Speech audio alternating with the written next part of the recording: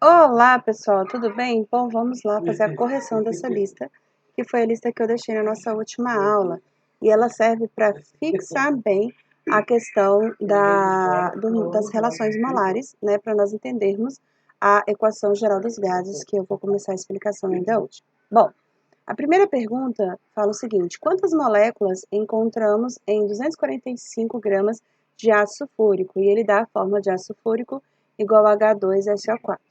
Bom, eu falei para vocês que a primeira coisa é sempre a gente ir atrás da massa molecular. Então, a gente pega o seguinte, a fórmula H2SO4 e vamos relacionar ela com as massas atômicas. Então, a gente teria 2 vezes 1, que o hidrogênio vale 1, mais o enxofre, que vale 32, mais 4 vezes o 16 do oxigênio. Isso dá um total de 98 gramas por mol. Bom, essa relação, então, determina que para cada 1 mol de ácido sulfúrico, nós teríamos 98 gramas. Isso iria equivaler aproximadamente a 6 vezes 10 elevado a 23 moléculas. Esse exercício especial, ele me deu um dado em gramas, então a gente vai colocar os dados em grama, né, embaixo de grama, então a gente fica com 245 gramas, e nós vamos colocar o X embaixo das moléculas, e nós não vamos estar utilizando, né, o valor de mol nesse exercício, porque ele não perguntou nada sobre mol. Bom, fazendo isso, a gente pode fazer uma multiplicação cruzada aqui, onde nós ficaríamos com 98x igual a 245 vezes 6 vezes 10 elevado a 23. E aí eu sei que muita gente já começa a entrar em pânico por causa da base 10. Mas lembra o que eu falei, pessoal, deixa a base 10 por último, vamos fazer os cálculos e no final a gente resolve o problema com ela, certinho? Bom, então nós ficamos assim, 245 vezes 6 é 1470, mantém a base 10, como eu falei, não vamos perder tempo com ela agora, e vamos passar o x dividindo. Então, a gente vai ficar com 1470 dividido por 98, né? E deixa a base 10 quieta lá, não mexe com ela. Então, vamos manter aqui a base 10 elevado a 23. Bom, se eu pego o 1470 e divido por 98, eu encontro 15. Então, meu x é igual a 15 vezes 10 elevado a 23. Professora, eu posso deixar assim? Não, a gente tem que pôr notação científica, né? E para a gente pôr notação científica, a gente tem que andar a casa uma vírgula. A gente só pode ter um número inteiro antes da vírgula. Então, a gente vai colocar 1,5. Eu afastei a vírgula da base 10, eu diminuo o número, né? Opa, desculpa, eu aumento o número, né? Quanto mais longe a vírgula, maior a saudade. Então, a gente vai ficar aí com 10 elevado a 24 moléculas, né? E aí, a nossa resposta da primeira fica 1,5 vezes 10 elevado a 24 moléculas, e é isso aí. Vamos para a questão de número 2. Bom, aqui na questão de número 2, ele pergunta qual a massa de 2,5 mols de ácido sulfúrico. Vamos aproveitar o cálculo que a gente já fez aqui em cima, que nos mostra a massa molecular do ácido sulfúrico, assim a gente não precisa calcular novamente, certo? Então, a gente já sabe que a massa molecular do ácido sulfúrico, ela vale 98 gramas por mol. Isso significa para a gente que para cada 1 mol, eu teria 98 gramas. Se eu tenho 2,5 mols, que foi o que o exercício determinou para a gente, 2,5 mols, eu vou ter o nosso x gramas, e aí é muito fácil, uma multiplicaçãozinha cruzada tranquilex, né? Então, aí 1 vezes x é o próprio x, e a gente fica aí com 98 vezes 2,5, que dá um total de 245 gramas, né? Mamata essa aí. Bom, a terceira não fala mais sobre, não está falando mais sobre o ácido fúrico, agora ela está falando do ácido fosfórico. Isso significa que a gente vai ter que calcular a massa molecular do ácido fosfórico. A parte boa é que, se eu não me engano, dá a mesma coisa. Então, H3PO4 vai ficar igual a 3 vezes 1 do hidrogênio, mais o P, que vale...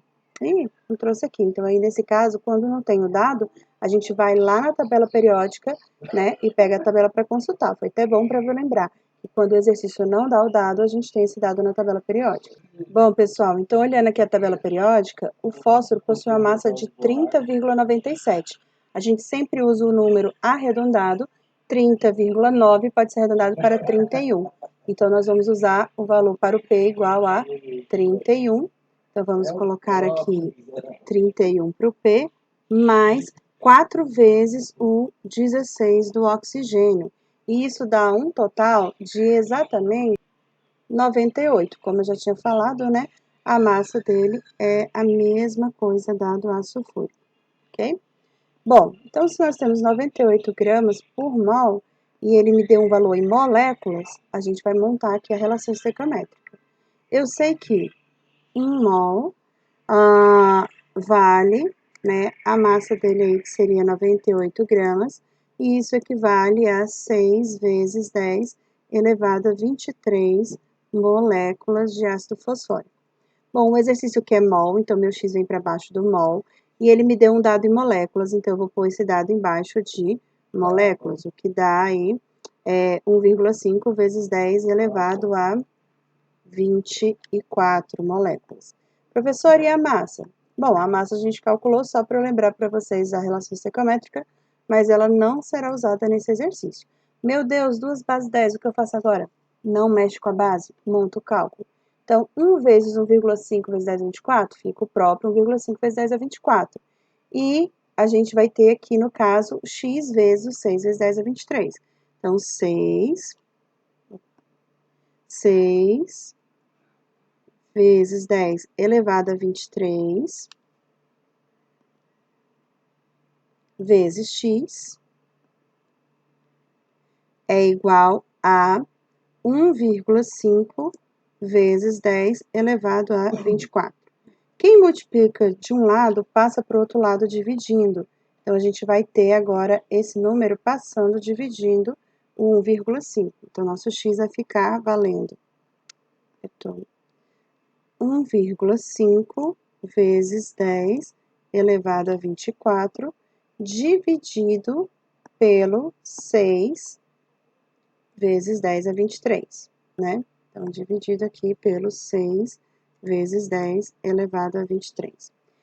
Bom, vamos fazer a divisão, como eu falei para vocês, do números, né? Os números que não são a base 10. Deixa sempre a base 10 para você quebrar a cabeça com ela no final, né? Então, nosso x vai ficar igual 1,5 dividido por 6 é igual a 0,25 vezes. Bom, divisão de base 10, a gente conserva a base e subtrai os expoentes. Se eu pego 10 a 24 menos 10 a 23, eu vou achar 10 elevado a 1. Bom, o que é 0,25 vezes 10 a 1? É a mesma coisa de eu andar a minha casa, minha vírgula, uma casa. Então, meu x daria 2,5 mols, ok? Então, bem tranquilinho aí. Vamos continuar a questão de número 4. Qual o número de mols de carbonato de cálcio, CaCO3, em 2 kg desse sal? Bom, então vamos pensar aqui. Primeira coisa, já falei para vocês, vamos começar sempre calculando a massa molecular. Então, a gente fica com 40 do cálcio, mais 12 do carbono, mais 3 vezes o 16, porque ali a gente tem 3 oxigênios. Isso dá um total de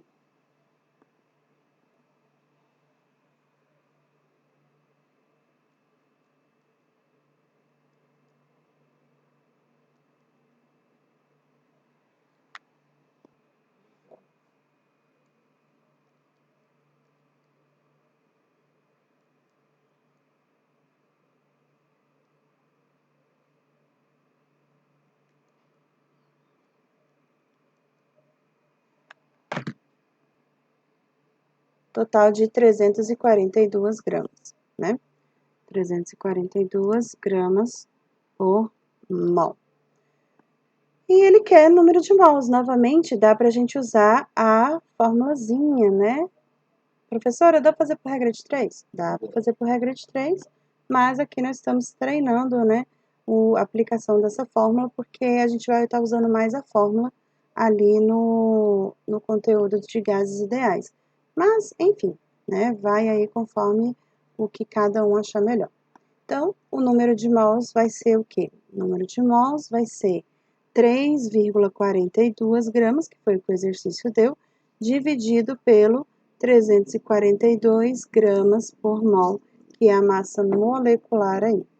Bom, a gente pode observar que a resposta aqui vai dar 0,01, se eu não me engano, em mols. Então, a resposta dá 0,01 mols.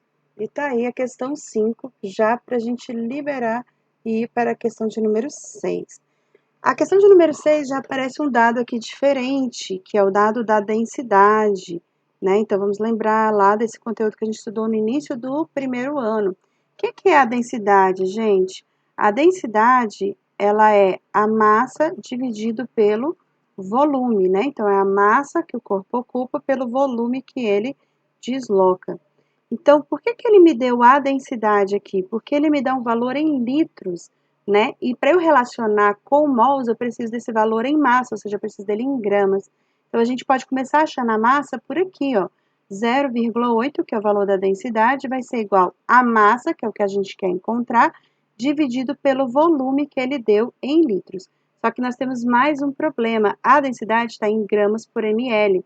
Então, para eu achar o valor, eu preciso transformar esse 8 litros em ml. Bom, eu sei que 1 litro tem 1.000 ml, então 8 litros eu teria 8.000 ml, ou simplesmente você multiplica por 1.000, tá bom? Então, vamos lá, a gente joga 8.000 aqui embaixo e vamos ver o que acontece. Multiplicando cruzado, olha lá, m vezes nada dá m, e a gente fica com 0,8 vezes 8.000, que é igual a 6.400. Então, a gente tem 6.400 gramas. Bom, meu exercício quer o número de mols do etanol. Então, vamos calcular aqui a massa do etanol. O etanol é C2H6O. Então, a gente ficaria com 2 vezes o 12 do carbono, mais 6 vezes o 1 do hidrogênio, mais o 16 do oxigênio. Isso dá um total de 46. Vamos por aqui, 46 gramas por mol. Bom, agora a gente pode relacionar direto, né? Ou pode jogar fórmula, enfim, o que você achar mais legal fazer. Como a gente já fez ali muitos usando a formulazinha, vamos fazer esse aqui agora usando a regra de 3. Eu sei que 1 mol equivale a 46 gramas para o álcool. Mas, nesse caso aqui, eu tenho uma massa de... Então, quantos mols, né, que é o que ele quer, número de mols, eu vou ter em uma massa de 6.400 gramas, né? Vamos colocar o X aqui e, novamente, multipliquei cruzado, ó. Multiplicando cruzado, o que acontece? Eu fico com 46 vezes X igual a 6.400. Quem multiplica de um lado, passa dividindo para o outro. Então, o que vai acontecer? O nosso X vai ser 6.400 dividido por 46. Isso dá um total de 139,1 mols, que é o que o exercício pede, né? Qual o número de mols de etanol em 8 litros? Bom, em 8 litros de etanol, a gente tem aproximadamente 139 mols de etanol. E chegando ao fim aí dos nossos probleminhas, vamos resolver a questão de número 7. Bom, a questão de número 7 fala que o corpo humano necessita diariamente de 12 miligramas de ferro. Então, essa é a massa de ferro que o nosso corpo precisa por dia, apenas 12 miligramas. Uma colher de feijão contém 4,28 vezes 10 a menos 5 mols. Nossa, professora, o que é isso? Bom, é a quantidade em mols, a gente, como eu falei, tem base 10, não surta, mantém isso. Essa é a quantidade de número de mols que o nosso corpo precisa de ferro por dia. Vamos colocar esse dado aqui para a gente poder guardar ele. Lembrando que esse menos 5 ele está sobrescrito, tá?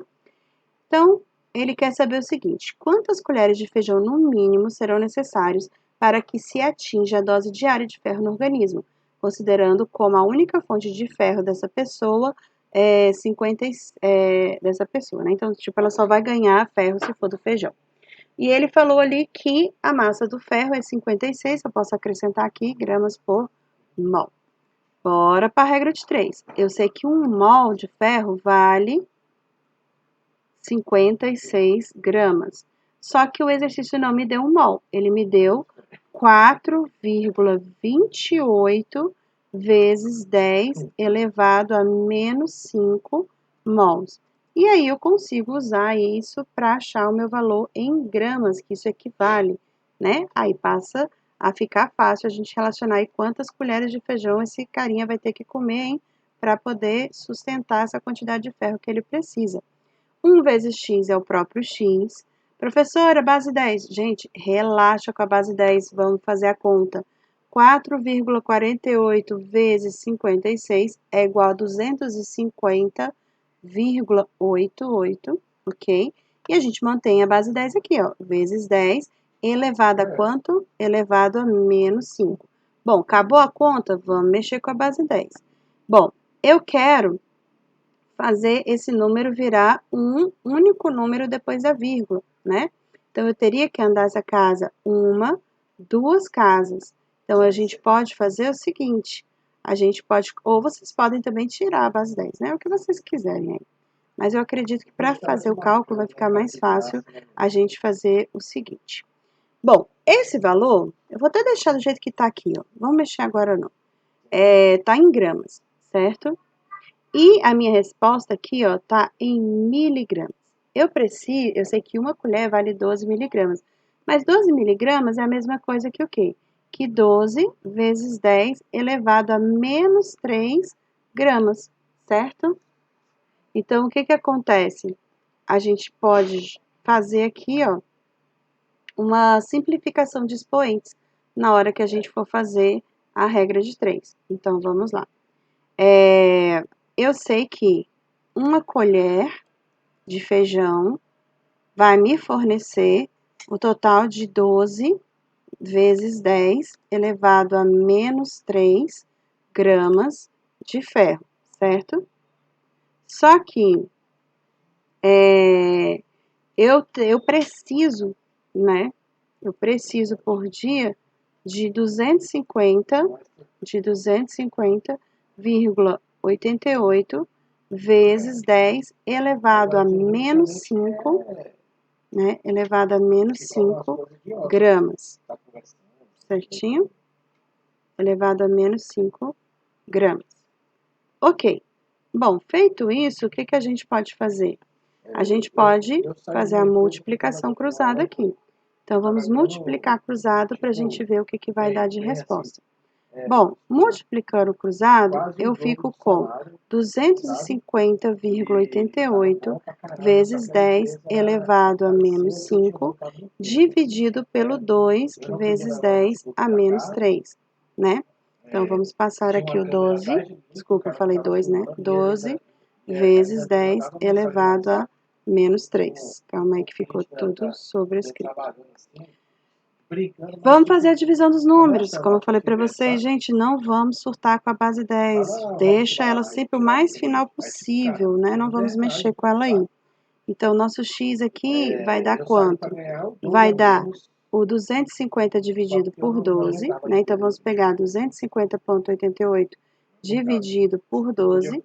Isso dá 20,9, né? Então, a gente fica aqui 20,9 vezes. Divisão de base 10, conserva a base e conserva a base e subtrai os expoentes, né? Então, ali vai dar menos 3 com mais 5, vai dar menos 2. Então, a gente dá um 10 aqui, elevado a menos 2, certinho? Bom, 10 elevado a menos 2, o que a gente vai fazer? Eu posso tirar essa base aqui, né? Eu simplesmente posso multiplicar ali e andar a vírgula duas casas, né? Então, a gente vai ficar com 20,9 vezes 10 elevado a menos 2 é igual a 0,209. Então, a gente acaba aí encontrando o valor de 0,209 para o exercício. Bom, vamos continuar aí com a questão de número 8, para a gente encerrar a nossa aulinha. Na fabricação de chapas para circuitos eletrônicos, uma superfície foi recoberta por uma camada de ouro, por meio de deposição. Sabe-se que para recobrir essa chapa foram necessárias 10 vezes 10 elevado a 20 átomos de ouro. Determine o custo de ouro usando o que? Né? Então, ele deu aqui a massa do ouro e deu também quanto que vale a grama do ouro. Bom, eu sei que 1 mol de ouro equivale a 197 gramas, e isso vai equivaler a 2 vezes 10 elevado a 20, né, átomos. Bom, átomos, né? Aí, o que a gente vai fazer agora? Bom, eu quero saber quantas gramas, então, foi usado. Opa, desculpa, gente, aqui vale a constante de Avogadro, né? Ups. Então, isso aqui vale 6 vezes 10 elevado a 23 átomos. E aqui embaixo vai valer a massa aí de átomos. Pronto, agora sim. O exercício não quer mol, então a gente não mexe com mol, vamos fazer multiplicação cruzada. E a gente ficaria aí com 2 vezes o 197. Então, o meu x vai ficar 6 vezes 10 elevado a 23x igual a 197 vezes 2. Bom, o meu x vai dar igual a 197 vezes 2 é igual a 394. 394, eu vou passar o meu... eu não posso esquecer que ficou aqui, ó. Pode desprezar, mas nem tanto, né? O 10 elevado a 20. A gente não pode esquecer que a gente tem essa base aqui. Então, eu fico com 394 vezes o 10 elevado a 20 dividido pelo 6 vezes 10 elevado a 23. Então, 6 vezes 10 elevado a 23. Bom, vamos fazer a divisão do 394 por 6, né? 394 dividido por 6 dá 65,6. Então, aqui o meu x ficaria igual a 65,6 vezes, vamos lá, olhar a base 10, o que vai ficar? Bom, divisão de base 10, eu conservo a base e subtraio os expoentes, então eu posso tirar 20 com 23, aqui fica 3, né? Então, ele fica aí com base 3 elevada. Então, o meu x, eu vou andar essa casa 3 casas, então eu teria 1, 2, 3, eu ficaria com 0,065 gramas, certo? Bom, para a gente achar o valor, nós temos que, para cada 1 grama de ouro, eu vou pagar R$250. Então, quanto que eu pagaria se eu tivesse 0,065, né? 0,065 gramas de ouro. Esse valor é o valor que vai custar aí essa cobertura da chapa desse material eletrônico, né, que fala o exercício. 1 vezes x é x, e a gente fica com 0,065 vezes 250, que isso dá R$16,25, né, aproximadamente. Então, esse seria o valor aí que você teria que pagar para recobrir essa placa em ouro. Bom, gente, continuando aqui nessa aula, por que nós fizemos todo esse rodeio? Porque nós vamos entrar agora no estudo dos gases ideais. Bom, para a gente estudar gases ideais, é necessário que a gente saiba, né, como calcular o número de mol. Por quê? Porque a gente vai falar da equação dos gases ideais. A equação dos gases ideais determina que a pressão vezes volume tem que ser igual ao número de mols vezes a constante R vezes a temperatura do sistema. E aí nós temos que trabalhar com alguns detalhes aqui. Por exemplo, existem unidades de medida para pressão, né? Então, quais são as unidades de medida para pressão? A pressão ela pode ser em ATM, ela pode ser em mmHg, ela pode ser em quilopascal, ela pode ser em libras, enfim, a gente tem várias unidades para pressão. V de volume. O volume, ele pode estar em litros, ele pode estar em ml, ele pode estar em ml, ele pode estar em centímetros cúbicos, né, metros cúbicos, mas nesse caso, né, você não vai poder usar essas outras unidades. Por quê?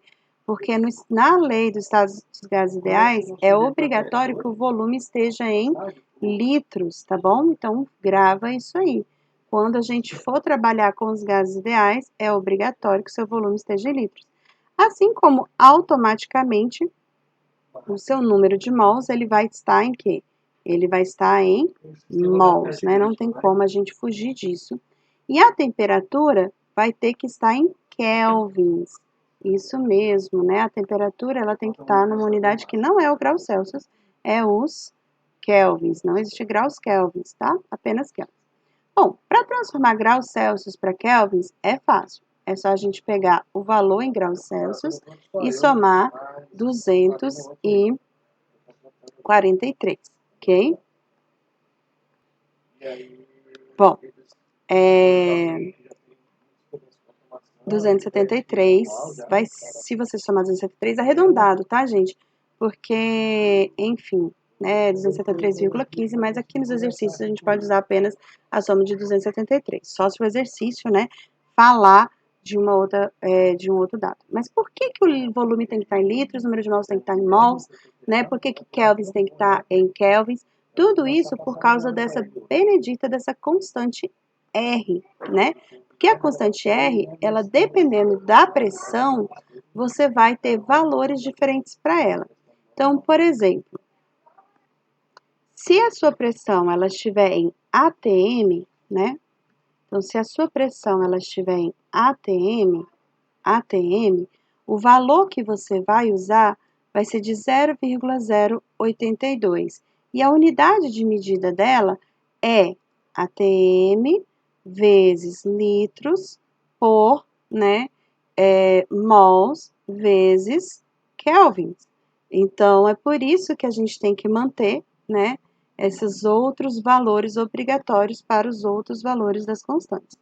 Mas se de repente eu resolver ter a minha pressão em mmHg, o que que vai acontecer? Aí você não pode mais usar o 0,082, você vai ter que usar o 62,3, ok? 62,3, e aí a unidade, mmHg, obviamente, e o final continua o mesmo, vezes litros por mol vezes Kelvin, ok?